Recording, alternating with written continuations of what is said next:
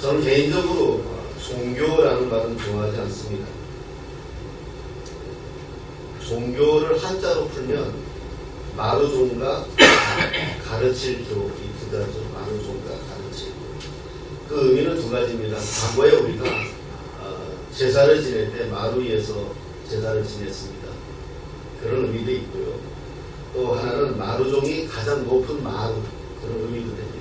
우리가 하늘 마루 이런 말 쓰잖아요. 마루가 가장 높다 이런 의미도 있어요. 그래서 이 한문으로 종교라는 말을 해석하면 가장 높은 곳에서 가르치는 것이다 이렇게 볼 수가 있죠.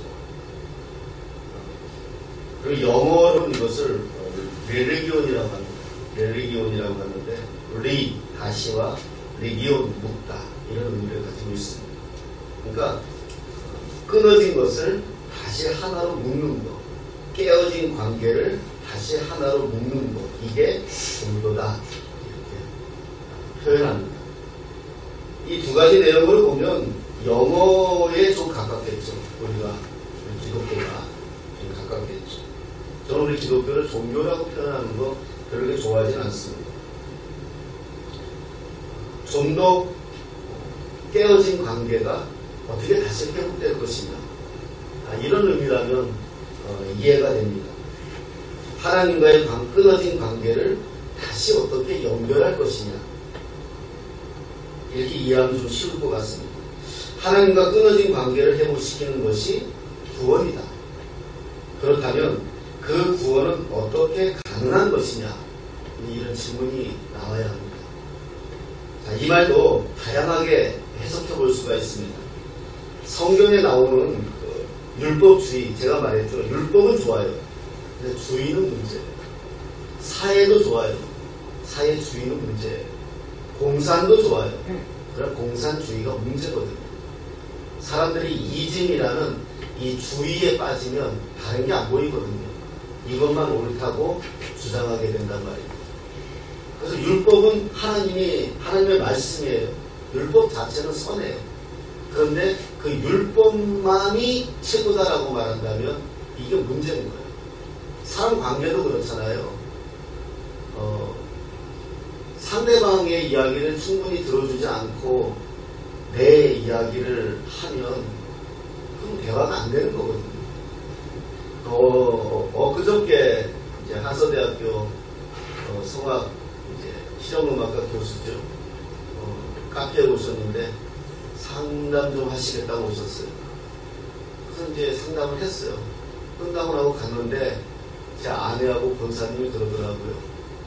목사님 전혀 다른 분위기였어요. 그래서 왜요? 그랬더니 계속 내가 듣더래요. 그러니까 이분들이 볼 때는 내가 듣지 않는 사람이었던 것 같아요. 지말만 하는 사람인 것 같았어요. 내가 그랬죠. 당신하고 권사님하고 대화를 나눌 때는 내가 이미 많이 아니까, 내가 다 듣지 않아도 어느 정도 아니까 내가 말을 끊지만, 이분은 내가 한 번도 마주 앉아서 대화를 해본 적은 없다. 얼굴도 보고 인사도 하고 뭐 이렇게 했지만 같이 앉아서 어떤 문제를 가지고 상의한 적이 없는데 일단 들어봐야지. 그래서 이 사람이 뭘 말하는지를 알아야 내가 거기에 대해서 뭘 얘기할 수 있지 않겠느냐, 이렇게 말을 했어요. 그래서 오랜만에 굉장히 오랜 시간을 들어봤어요. 우리가 사람과의 대화가 깊어지려면 상대방 이야기를 들어줘야 되거든요. 제가 한 번씩 얘기하잖아요. 제가 좋아하는 배우가 브루스 윌리스였어요. 다이하드라는 영화에서 다이하드라는 말 자체가 안 죽는다는 거거든요. 무슨 일이 있어도 안 죽는다는 거거든요. 영화를 보니까 진짜 브루스 윌리스는 무슨 일이 있어도 안 죽어요. 다른 사람은 총 한 방만 맞아도 뻗는데 이 사람은 10방을 맞아도 안 죽어요. 주인공은 안 죽는 거야. 근데 이분이 또 제가 좋아하는 여자 배우 데미 무어하고 결혼을 했거든요. 데미 무어하고 결혼했는데 데미 무어가 사실은 좀 의외였어요. 브루스 윌리스하고 결혼한 게. 왜 저 사람을 좋아하게 됐느냐라고 물어보니까 데미 무어가 말을 하기를, 브루스 윌리스는 내가 무슨 말을 해도 귀를 쫑긋해서 이렇게 들어준대요. 얘기를 들어준대요. 그게 자기의 마음에 좋았다는 거예요. 내 이야기를 저렇게 진지하게 들어주니까 너무 좋았다는 거예요. 근데 알고 봤더니 브루스 윌리스는 한쪽 귀가 안 들려요. 그러니까 한쪽 귀가 안 들리니까 이쪽 귀를 이렇게 듣는 거예요. 무슨 말을 하면 이렇게 듣는 거예요. 근데 데미 무어는 내 말을 어떻게 저렇게 경청할 수가 있을까? 나를 정말 사랑하는구나. 하나님과도 마찬가지예요. 끊어진 거잖아요. 끊어졌다. 우리 죄로 말미암아 끊어진 걸 어떻게 다시 연결시키느냐. 이게 구원이에요. 자, 또 도덕을 강조하는 사람들은 어때요? 이렇게 말하죠. 공덕을 많이 쌓으면, 좋은 일을 많이 하면 구원받을 수 있다. 이렇게 이야기합니다. 길거리에서 저도 한번 당해봤는데 가까이 오더니 둘이서 오더니 그러더라고요. 인상이 좋아 보여요. 그래서 기분 좋잖아요. 인상 좋다는데 내가 승질을 낼 이유 없잖아요. 내가 왜 인상 좋아요? 이럴 필요 없잖아요. 그래서 내가 고맙습니다 그랬더니 차를 한 잔 먹재요. 왜 그건 분명히 선을 긋거든요. 누구를 만나도 당신이 사는 겁니까? 내가 사는 겁니까? 그랬더니 자기가 사겠대요. 그럼 가자고 그러면 나 시간 있다고. 그러니 앉았더니 한참 무슨 얘기냐면 결론이 이거예요. 당신의 부모가 이런 공을 많이 쌓아서 당신이 복을 많이 받게 생겼다. 막 이러는 거예요. 그래서 고맙더라고요. 우리 집안까지 끌어내서 이렇게 축복을 해주니까 고맙다고. 우리 부모님도 훌륭하다고, 감사하다고. 그랬더니 딱 나중에 그러더라고요. 근데 한 가지가 문제예요. 뭐라 했더니 부모님이 공덕을 많이 쌓았지만 부모님이 그렇게 훌륭하게 산 것 같지는 않대요. 그래서 부모님을 위해서 제사를 지내야 된대요. 그래서 당신 일이 잘 풀릴 거래요. 그래서 제사 지내는데 얼마예요? 그랬더니 30만 원에서 300만 원이래요. 뭔 제사가 그렇게 차이가 나요? 그랬더니 그거는 또 누가 하느냐에 따라서 어떻게 하느냐에 따라서. 근데 그때서부터 신빙성이 안 나더라고요. 무슨 소고기 등급도 아니고 좋은 일을 하면 우리가 천국 간다 이렇게 그 사람들이 말하고, 내가 선한 일을 하면 신과 연합하고 내가 의로워질 수 있다 이렇게 얘기하는 사람들이 있어요. 범신론자들도 있죠. 범신론이라는 말은 어디에도 신의 기운이 들어있다는 거거든요. 우리는 하나님 한 분밖에 없다고 말하는데 이 인도 같은 나라가 지금 그래요. 인도 같은 나라가 다 신의 영역이에요. 그러니까 그들은 코끼리 신이잖아요. 원숭이 신이잖아요. 그건 안 잡아요. 특히 소 안 잡잖아요. 신이잖아요. 이게 범신론이에요. 모든 물질에 신성이 있다는 거죠. 그래서 이 사람들은 명상을 함으로써 그 신과 이 교류를 하면서 내가 연합하면서 내가 의로워질 수 있다 이렇게 말하는 사람들이 범신론자들이에요. 자, 그러면 질문이 필요합니다. 그럼 이게 좋다. 인간의 이런 스스로 노력이나 이런 수고가 구원을 이룰 수 있느냐 이거죠. 세상은 가능하다 말합니다. 명상이든지 참선이든지 요가든지 어떤 방법을 찾아내서 할 수 있다. 하지만 성경은 인간의 힘으로 하나님 앞에 나아갈 수 없다. 이게 대치가 되는 거예요. 그래서 세상에서 우리 기독교가 외로워지는 거예요.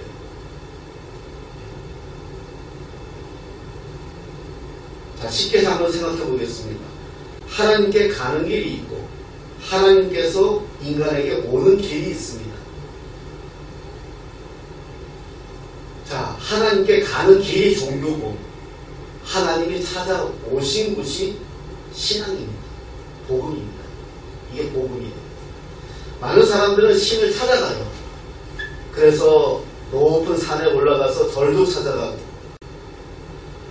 신을 찾아가서 신 앞에 머리를 조아야지만 신에게 뭔가 응답을 받을 수 있다고 생각한다. 이게 종교예요.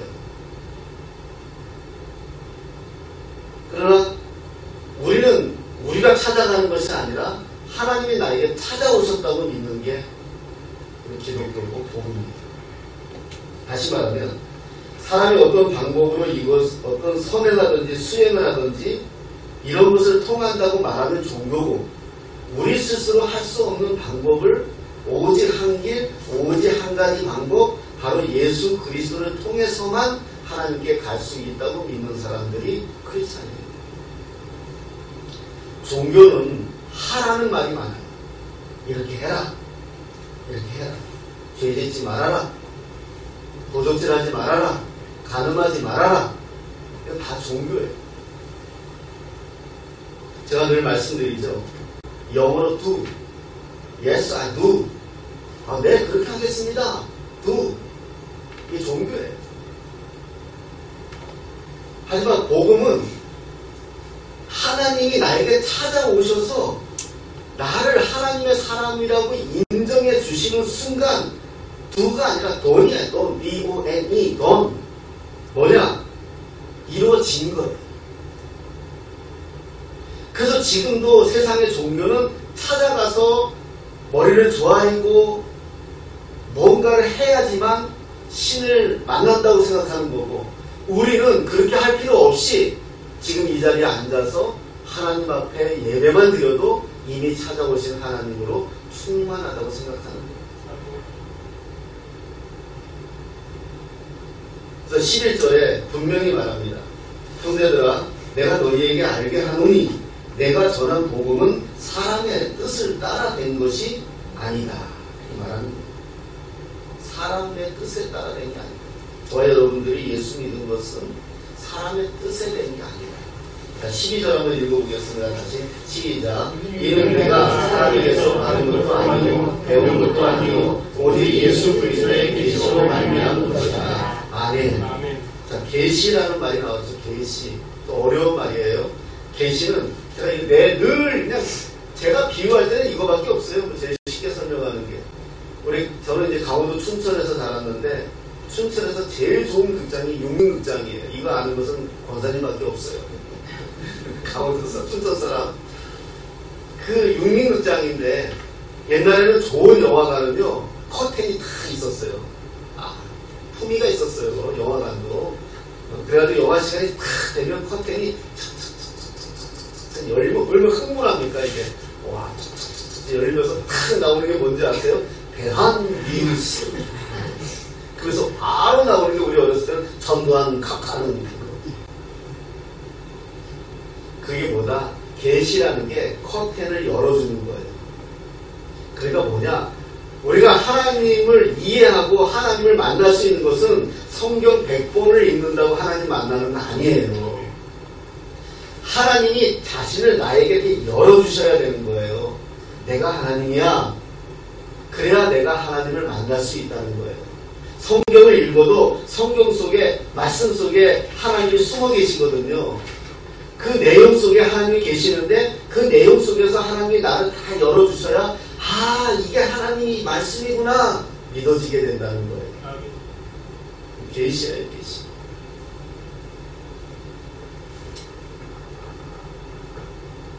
우리 13절 한번 가겠습니다. 13절 시작. 내가 이전에 유대교에 있을 때 행한 일을 너희가 들었거니와 하나님의 교회를 심히 박해하여 오라고. 아멘. 하나님을 알지 못할 때 더 정확하게는 하나님을 안다고 말했지만 자기가 아는 하나님을 알고 있을 때에는 어떤 사람이다? 교회를 박해했던 사람이다. 하나님을 알지 못하니까 하나님이 보내신 예수 그리스도도 알 수 없고 받아들일 수도 없다. 지금도 이런 사람들이 많아요. 하나님을 안다고 말합니다. 하지만 교회는 안다며요. 이거 하나님 아는 거 아니에요. 냉정하게. 그냥 하나님을 아는 거지 성경에서 말하는 안다라는 표현은 부부관계예요. 부부관계. 내가 우리 이연이를 아는 거하고 내가 우리 변형복을 아는 건 다른 거예요. 내가 변형복을 아무리 잘 알아도 우리 이연이보다 잘할 수가 없어요. 왜냐면 부부잖아요. 이 안다와 이 안다는 다른 거예요. 그래서 성경에서 하나님을 안다라는 표현은 머리로 아는 걸 말하는 게 아니라 경험된 걸 말하는 거예요. 경험된 걸. 그러니까 지금 이 사람은 율법만 안 거예요. 율법만. 하나님을 안 게 아니라 율법만 안 거예요. 유대인들이 이런 잘못을 지금도 하고 있는 게 뭐냐 하면 그들은 성전이 하나님이에요. 그래서 지금도 그 예루살렘에 있는 성전, 그 예루살렘 성전이 이 황금 기둥은 이슬람 사원이고 유대인들이 가지고 있는 거는 그 벽밖에 없어요. 벽밖에. 나머지 다 이슬람 거예요. 그러니까 이 벽에서 그냥 눈물로 기도하는 거예요. 저거 달라고. 이 성전 달라고. 근데 역사를 보면 지들이 팔아먹은 거거든요. 결국은. 그러니까 이 사람들은 성전이 하나님이에요. 교회가 하나님이에요. 이러면 안 돼요. 저와 여러분들이 꿈꾸는 교회를 아무리 사랑해도 교회가 하나님이 되면 안 돼요. 하나님을 사랑하니까 우리가 교회에 모여서 예배하는 거죠. 그러니까 바울은 율법을 너무 잘 알았어요. 그 당시에 최고의 학자가 가말리엘이라는 사람이었어요. 가말리엘이라는 사람이 최고예요. 심지어 제가 항상 얘기하잖아요. 제가 이렇게 바울이 이렇게 설교하고 있다가, 아니, 어떤 사람이 이렇게 설교하고 있다가 바울이 이렇게 들어오면 바로 피해줘요. 아, 바울 선생이요. 오셔서 설교해달라고. 왜? 가말리엘 이 제자기 때문에 인정받는 거예요. 대단한 사람이라고. 그렇지만 그랬던 사람도 율법은 알았어도 하나님은 모르는 거예요. 그러니까 죄짓는 거예요. 성경을 아무리 외우고 통통거리고 설교를 아무리 잘해도 하나님 모르면 죄짓는 거예요. 바울이 그런 거예요. 바울이 자기를 어떻게 소개하나요? 나 히브리인이야, 나 베냐민이야, 나 바리새인이야, 율법의 최고학자 가말리엘에게서 배운 사람이야. 그랬는데도 하나님 모른다는 거예요. 율법을 알았지 율법을 주신 하나님을 제대로 몰랐다는 거죠. 지금도 이런 분들이 많아요. 성경은 배웠는데 성경 대학도 다니고 제자대학도 했는데 그냥 하나님 몰라요. 스승에게 배운 하나님만 알지 지금도 살아계셔서 자기를 역사하는 하나님을 몰라요. 다윗이 하나님을 어떻게 만나나요? 우리 16절 말씀을 보겠습니다. 16절입니다. 시작. 그의 아들 땅에 전하기 위하여 그를 내 손에 나타나는 시기를 기뻐하셨을 때 내가 곧 하루가 일어나지 아니하고. 아멘. 바울은 기독교인들이 잘못됐다고 생각했죠. 그래서 율법을 자기가 믿는 하나님과 같은 율법을 훼손하는 사람들이다. 이렇게 생각해서 그 사람들을 잡아들이려고 쫓아다니던 사람이잖아요. 그러다가 다메섹이라는 지금으로 말하면 다마스커스라고 하네요. 그 동네가 저기 다마스커스가 맞을 거예요. 다메섹으로 가는 그 길에서 이제 갑자기 하늘에서 음성이, 그러니까 다른 사람은 안 들리는데 자기에게만 들린 거예요. 그 당시에는 자기 이름이 사울이었거든요. 사울아 사울아. 그러니까 깜짝 놀랐죠. 자기에게만 들리니까요. 그러니까 유대인들은 그런 현상을 만나면 바닥에 납작 엎드려요. 이것은 신의 현상이기 때문에 엎드려요. 근데 네가 어찌하여 나를 핍박하느냐 이렇게 말씀하죠. 예수님이. 그리고 자기가 그걸 경험하고 나서 이제 알게 되는 거예요. 얼마나 두려웠겠어요. 그 경험하고 나서 눈이 안 보이는 거예요. 갑자기 눈도 안 보이고. 얼마나 두려웠고 눈도 안 보이니까 속으로 얼마나 많은 생각을 했겠습니까? 내가 그동안 잘못 알았구나. 메시아가 예수님이 메시아구나. 그러니까 저들이 예수 믿는 사람들이 저들이 예수를 따르는 게 허무맹랑한 짓이 아니라 메시아를 따랐던 거구나. 자기가 이제 조합이 되는 거예요. 구약에서 계속 메시아에 대한 이야기가 계속 나오거든요. 오실 메시아에 대해서. 이제 이게 다 알고 있으니까 이제 조합이 되는 거죠. 아, 성경에서 이렇게 말씀하신 분이 바로 이분이었구나. 그러면서 이분이 자기가 바뀌어지는 거죠. 그래서 다시 하나님을 배우기로 작정을 합니다. 어떻게? 17절 한번 보겠습니다. 17절 읽겠습니다. 시작. 또 나보다 먼저 사도된 자들을 만나려고 예루살렘으로 가지 않냐고 아라비아로 갔다가 다시 다메섹으로 돌아가노라. 아멘. 여러분, 아라비아라는 곳으로 가서 그동안 자기가 배운 율법과 다메섹 길 위에서 만난 예수님을 조합을 시켜보는 거예요. 그래서 자기가 자기 복음을 정리하는 거예요. 이 작업을 3년 동안 해요. 3년 동안. 그래서 자기가 정리했어요. 정리한 내용이 이거예요. 그동안 배운 율법은 율법 자체가 구원이 아니라 오실 메시아에 대한 안내이다. 구약에서 약속한 메시아는 바로 예수 그리스도이며 구약의 모든 내용의 예언은 예수님에 대한 안내서이다. 그리고 그 예언은 예수님이 이 땅에 오심으로 이미 성취가 되었다. 그것이 율법의 완성이다. 이렇게 자기가 결론을 딱 내는 거예요. 구약의 율법은 결국 인간이 얼마나 완악한 존재임을 알게 되는 거예요. 구약에서 가르치는 절기와 제사는 오실 메시아가 예수님이 어떻게 우리를 구원해 내실지를 가르쳐주는 초등학문이 되는 거예요. 자기는 그게 최고의 학문이라고 여겼는데 이게 알고 보니까 초등학문인 거예요. 이거는 그냥 안내서일 뿐이에요. 가이드일 뿐인 거예요.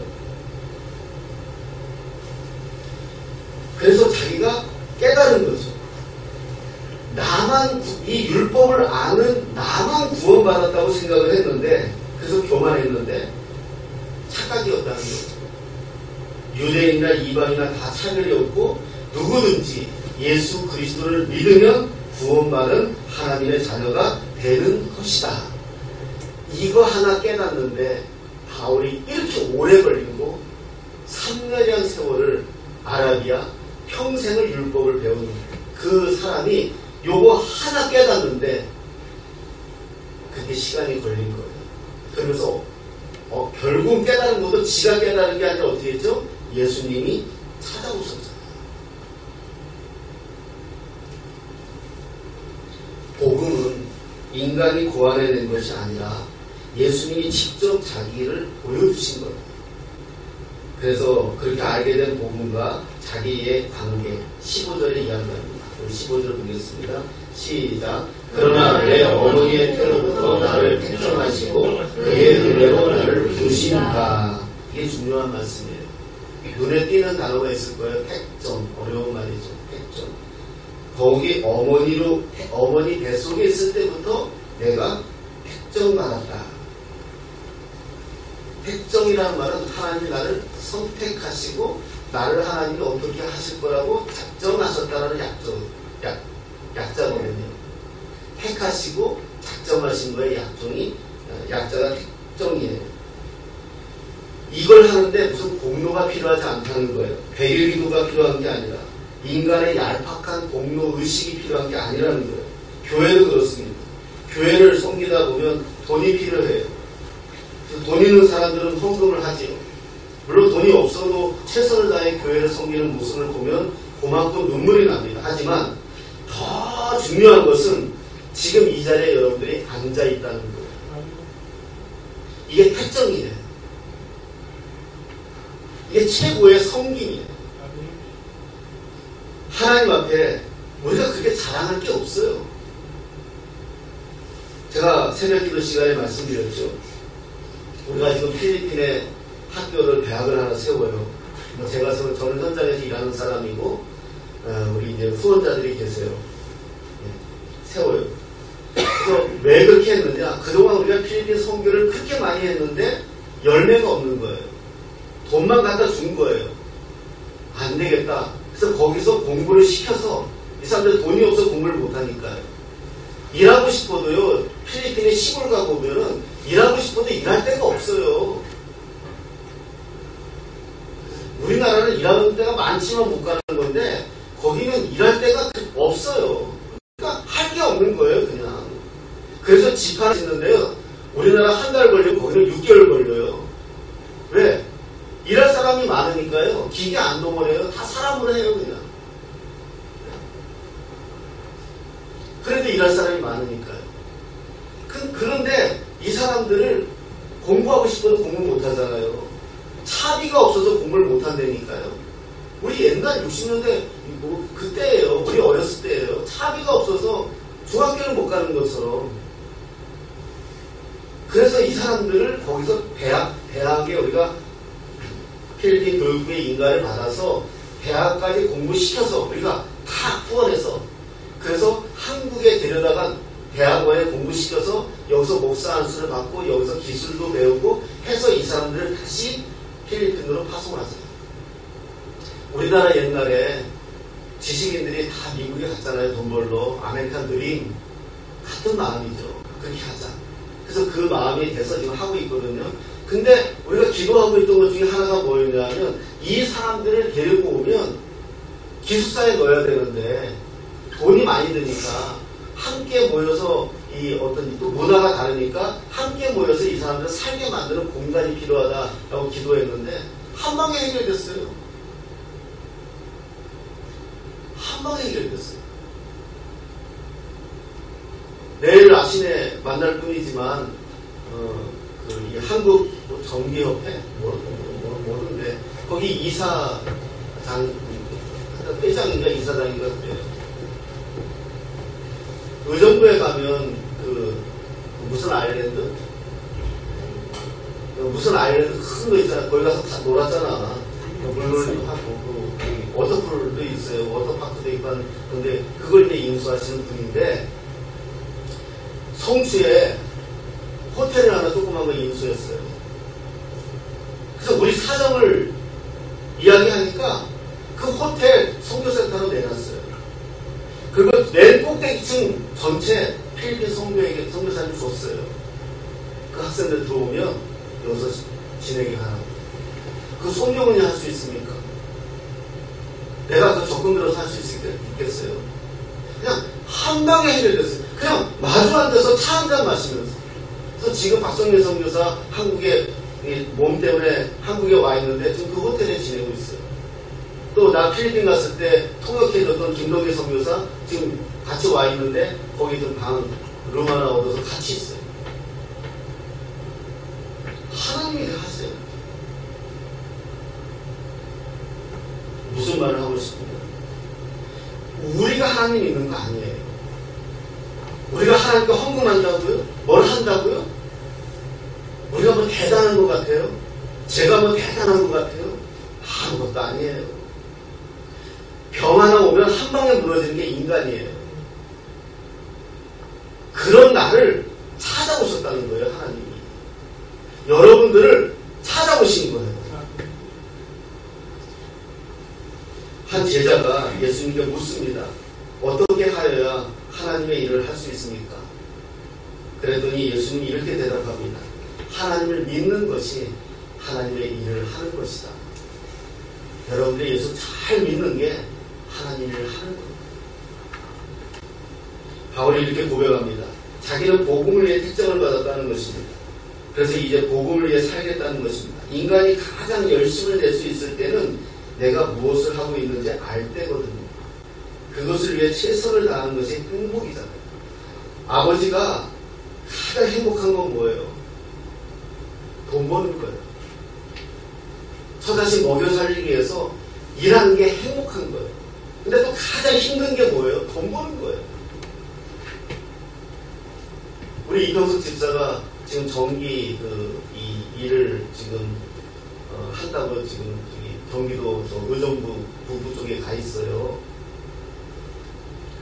아마 오랜만에 일을 하니까 되게 힘들 거예요.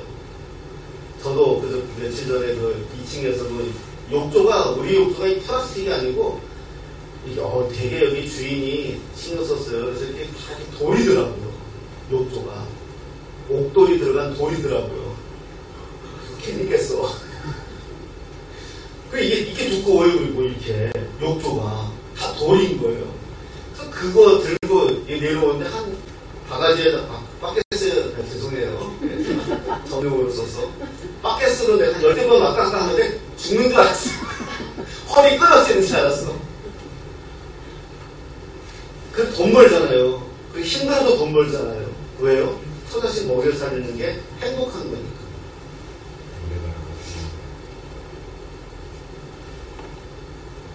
사람은 뭔가 내가 한 게 가치가 있을 때 행복한 거거든요. 주님의 일도 마찬가지인 거예요. 내가 하나님으로부터 부름을 받았다. 이걸 아는 순간 예배가 즐거워지는 거예요. 하나님의 일이 기쁜 거예요. 최선을 다하게 되는 거예요. 복음이 지금 나하고 어떤 관계냐 이걸 말하고 싶은 거예요. 오늘 설교의 전체 주제는 그렇다면 그 복음이 나하고 지금 어떤 관계냐. 내가 예수 믿는 게 어떤 관계냐. 그냥 내가 알고 있느냐 아니 내가 진짜 예수를 믿고 있느냐.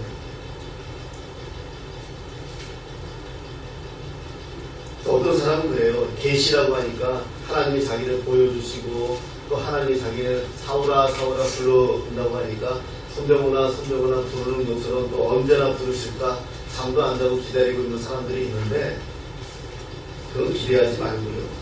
인간의 방법으로 하나님을 알려고 덤벼드는 것은 어리석은 거예요. 내가 깨닫지도 못할 때 하나님이 나를 부르신 거고요. 시간이 지나고 보니 그 부르심을 깨닫게 되는 거예요. 세상 노래도 우리 만남이 우연이 아니라고 하는데 하나님이 우리를 부르시고 이 자리에 앉히시고 하나님을 아버지라 부르고 오늘도 이렇게 꿈꾸는 교회에 함께 예배하는 것이 우연일까? 나는 내 인생에서 왜 내가 실패했을까? 우리 집은 왜 이 모양일까? 나는 왜 가난할까? 이런 불평은 아무 의미 없어요. 나는 우리 청소년들 집회 가면 그런 얘기 많이 해요. 부모가 가난한 거하고 너하고 아무 의미 없어. 네가 사람 되면 네가 살아내야 되는 거야. 아직도 왜 그 프레임에 갇혀가지고 우리 집은 가난해. 뭐가 우리 집이 왜 가난해? 부모가 가난하지 네가 가난해? 우리 집은 뭐 집도 없어요. 왜 우리 집이 집이 없어? 살면 집이지. 월세도 집이야. 더 능력 있는 사람들이 월세 살아. 그 사기꾼은 뭐 한 달에 3억짜리 월세도 살았대. 불평은 아무 의미 없어요.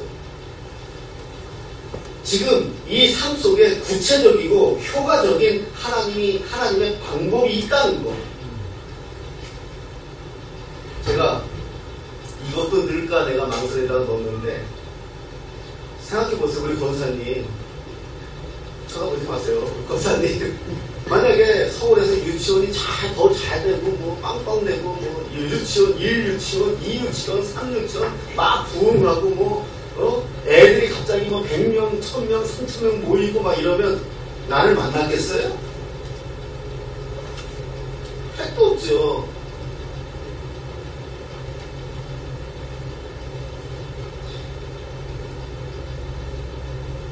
지금 저렇게 우리 교회 꿈꾸는 교회에서 헌신하는 권사님이 계셨겠습니까? 저를 쳐다보지도 않죠. 하지만 그때는 아팠지만 그때는 견딜 수 없었지만 그 속에 하나님의 뜻이 있고 그 속에 하나님의 경륜이 있는 것을 우리가 알게 되고 깨닫게 되는 순간 우리는 다 이미 이 모든 것이 해결된 거예요. 이게 하나님의 방법이에요. 우리가 여기서 우리 연초 지난 12월 달에 10몇 분의 목사님들하고 사모님들이 오셔가지고 우리 필리핀 이야기하고 여기 우리가 그럼 어디다가 집을 하나 마련할까? 어디다가 우리가 할까?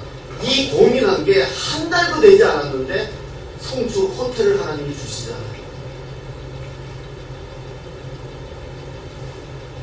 우리는요 어떤 책에서 읽었는데요. 내가 참 재밌게 봤어요. 금방 봤어요. 미국의 어떤 그 교회에서 있었던 일인데 어느 날 목사님이 설교에 소명이라는 이제 주제를 가지고 설교를 했대요. 그러니까 한 여자가 이제 목사님을 찾아왔대요. 목사님 제가 소명이라는 설교를 들었는데 자기가 그 소명에 내가 잘할 수 있는 게 잘할 수 있는 한 가지를 하나님이 반드시 쓰십니다. 목사님이 이렇게 설교했는데 자기는 잘할 수 있는 게 아무리 찾아봐도 없더래요. 내가 뭘 잘할까 도대체. 하나도 없더래요. 그래서 목사님이 그렇게까지 생각하지 말고 그래도 한번 편하게 교회에 연관시키지 말고 한번 생각해보라 그랬더니 이분이 이러더래요. 아, 있다! 그러더래요. 뭐요? 그랬더니 저는 백화점에서 쇼핑하는 거예요. 그 목사님이 그랬대요. 아, 저 목사님 대단해. 아, 잘 됐어요. 맞아요. 자, 그럼 오늘부터 그 교회가 컸어요. 미국의 유명한 교회인데, 오늘부터, 그럼, 권사님은 오늘부터 그러면은 우리 교회 구매위원장이 되십시오. 우리 교회 전체 물품을 당신이 사는 사람이 하십시오. 당신이 책임지고 싸고, 좋고, 질 좋고, 누가 보아도 잘 샀다. 이렇게 이야기를 들을 수 있을 만큼 그 구매위원장을 하십시오. 직함을 하나 줬대요. 그리고 그날부터 이분이 날개를 단 거예요. 밤에 밤새 인터넷 쇼핑을 하는 거예요. 누가 만약에 또 바뀌었으래. 누가 만약에 바가지가 필요하다. 그럼 밤새 바가지 살펴가지고 싼 거 발견해서 자기가 사다 주는 거예요. 이민 사회는 그렇거든요. 아, 누가 차가 필요하다. 중고차가 뭐 얼마짜리 필요하다면 이 사람을 밤새 그거 살펴가지고 이게 최고 좋은 차예요. 알려주는 거예요. 그래가지고 이분이 교회 생활이 엄청 행복해지는 거예요. 인정받고 되는 거예요. 소면도 그런 거예요. 아무것도 아니에요. 거창하게 우리가 오늘 예수님의 그 십자가, 제가 이거 제일 사실 싫어해요. 억지로 내가 이게 왜 그러냐면, 청소년 집회를 가면 전도사님들이 애들한테 좀 감동을 주고 기도하게끔 만들어야 되겠는데, 아무리 감동 어린 설교를 해도 애들이 멀뚱멀뚱하거든. 근데 이런 장면 다 물 꺼놓고 음악 잔잔하게 깔면서 예수님 이런 처참한 장면을 보여주면 아무리 강박한 아이들도 마음이 아파오기 시작해요. 그래서 눈물을 요구하고 유도하고 그래서 은혜 받았다. 이런 걸 별로 그냥 그래요. 사실 나쁘다는 게 아니라 소명도 너무 사명도 너무 어려워요. 반주 잘하잖아요. 사명이에요. 반주하는 거예요. 어떤 의도로 하든 일단 이 예배에 반주하는 것은 사명인 거예요. 저분이 지금 우리 지 혼자 사실 오랫동안 지금 방송 저도 스트레스예요. 저거 자기가 하고 또 우리 또 정은이 뭐 스마트해요. 그렇다고 스마트 안 해요. 그래가지고 또 얼마나 잘 틀리는 은사가 있잖아요. 빼는 은사도 있고 미치겠지만 근데 정은이니까 하는 거예요. 사명이에요. 정은이하고 약속을 했어요. 공부시킬 거라. 그 사명이에요. 우리 한기수 운전 개뿔이잖아요. 우리 어르신들 올 때마다 시험 들어요. 교회 올 때마다. 예배 끝나고 갈 때도 우리 한기수 집에서 차 타고 가면 시험 든다니까. 완전히 택시도 그냥 옛날에 총알택시 하듯이 해가지고. 그래도 그게 사명인 거예요. 죽어라 사나 제일 먼저 걱정해요. 토요일날 전화 와요.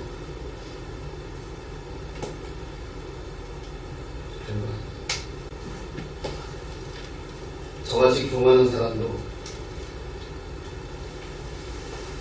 만약에 제가 우리 부모님이 그냥 계속 살아계시고 제가 그냥 그런 삶을 살았다면 지금 제가 한기수 집사 마음을 알 수 있겠어요? 우리 최 집사님 마음을 알 수 있겠어요? 망해도 받고 부모도 주고받고 거지도 대받고 다는 모르지만 조금 알 수 있어요. 저는 이게 감사해요.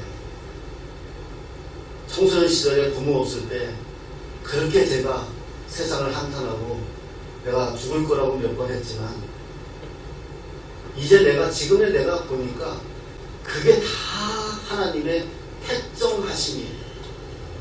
은혜예요. 은혜. 나 같은 자가 어떻게 예수 믿겠어요? 교만하고 그렇게 하나님 꺾은 거예요.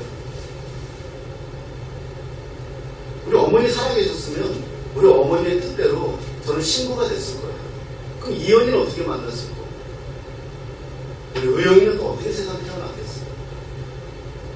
어느 것 하나 우연이 없어요. 여러분, 저와 여러분들에게 복음은 무엇입니까? 그 복음은 예수를 만났다는 것은 다시 내 인생을 다시 리크레이션 하는 거예요. 재창조하는 거예요. 이제는 우리가 원망과 불평이 아니라 감사와 기쁨이 되는 거예요. 복음의 능력은 우리의 인생만 바꾸는 게 아니라 우리의 삶을 전부 바꿀 수 있다는 사실을 압니다. 하나님이 나를 부르시고 작정하시고 택정이라는 사실. 그래서 바울도 바울이 되었잖아요. 결국 하나님이 이기신 거지. 오늘 우리의 삶도 그렇습니다. 돌아보면 불평투성일 수도 있습니다. 아닙니다. 분명한 건 하나님의 뜻이 있다는 겁니다. 기도하겠습니다.